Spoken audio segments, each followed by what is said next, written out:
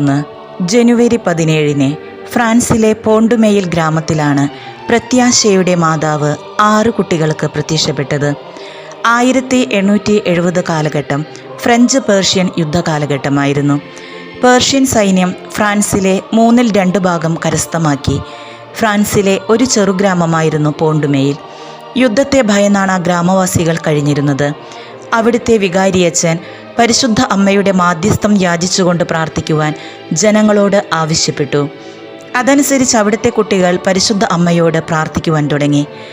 1871 ജനുവരി 17 വൈകുന്നേരം യൂജിൻ എന്ന ബാലനും സഹോദരൻ ജോസഫും കളപ്പുരയിൽ പിതാവിനെ സഹായിക്കുകയായിരുന്നു.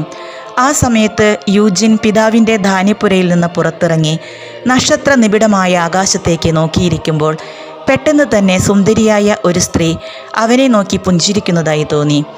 ആ സ്ത്രീ സ്വർണ്ണ നക്ഷത്രങ്ങളാൽ പൊതിഞ്ഞ നീല നിറമുള്ള ഗൗണും സ്വർണ്ണ കിരീടത്തിനിടയിൽ കറുത്ത മൂടുപടവും ധരിച്ചിരുന്നു. അപ്പോൾ തന്നെ പിതാവും 10 വയസ്സുള്ള സഹോദരൻ ജോസഫും കളപ്പുരയിൽ നിന്നിറങ്ങി വന്നു. എന്നാൽ അനിയൻ ജോസഫിന് മാത്രമാണ് ആ സുന്ദരിയായ സ്ത്രീയെ അപ്പോൾ കാണാൻ സാധിച്ചത്. ഇക്കാര്യം അവർ അമ്മയോട് ആദ്യം പറഞ്ഞെങ്കിലും അവരത് വിശ്വസിച്ചില്ല. പിന്നീട് അത് പരിശുദ്ധ അമ്മയായിരിക്കുമെന്ന് അവരോട് പറഞ്ഞ് പരിശുദ്ധ അമ്മയോട് പ്രാർത്ഥിക്കുവാൻ അമ്മ ആവശ്യപ്പെട്ടു. അനേകം പേർ അവിടെ വന്നുവെങ്കിലും ആ 6 കുട്ടികൾക്ക് മാത്രമേ പരിശുദ്ധ അമ്മയെ കാണുവാൻ സാധിച്ചത്. വികാരിയച്ഛൻ അവിടെയുള്ളവരോട് ജപമാല ചൊല്ലുവാൻ ആവശ്യപ്പെട്ടു. ഈ സമയത്ത് ആകാശത്ത് സുവർണ ലിപികളിൽ ഇപ്രകാരം തെളിഞ്ഞു വന്നു: എൻ്റെ മക്കളെ, പ്രാർത്ഥിക്കുക. ചുറ്റുമുള്ളവർ ലുത്തിനിയ ചൊല്ലുവാൻ തുടങ്ങി. പിന്നെ അമ്മ ഇപ്രകാരം പറഞ്ഞു: ദൈവം വേഗം നിങ്ങളുടെ പ്രാർത്ഥനകൾ കേൾക്കും. എൻ്റെ മകൻ അനുകമ്പയുള്ളവൻ തന്നെയാണ്. ഈ സമയം പരിശുദ്ധ അമ്മയുടെ മുഖം ദുഃഖത്താൽ നിറയുകയും കയ്യിൽ ഒരു ചുവന്ന കുരിശ് പ്രത്യക്ഷപ്പെടുകയും ചെയ്തു. അതിൽ യേശു ക്രിസ്തു എന്നെഴുതിയിരുന്നു.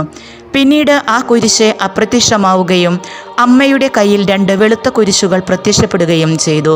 ഒരു വെള്ള വസ്ത്രം പാദം മുതൽ കിരീടം വരെ മറയ്ക്കുകയും അമ്മ അപ്രത്യക്ഷമാവുകയും ചെയ്തു. ഈ സമയം പേർഷ്യൻ സൈനികർ യുദ്ധത്തിൽ നിന്ന് പിന്മാറാൻ ആജ്ഞ ലഭിക്കുകയും 10 ദിവസത്തിനുള്ളിൽ യുദ്ധം അവസാനിക്കുകയും ചെയ്തു. 1872 ഫെബ്രുവരി 2 ശുദ്ധീകരണ തിരുനാൾ ദിവസം ലാവാലിലെ ബിഷപ്പ് ഈ പ്രത്യക്ഷീകരണത്തെക്കുറിച്ച് ഇടയലേഖനമിറക്കി. അതോടുകൂടി പ്രത്യാശയുടെ മാതാവിനെ സഭ ഔദ്യോഗികമായി അംഗീകാരം നൽകുകയും ചെയ്തു.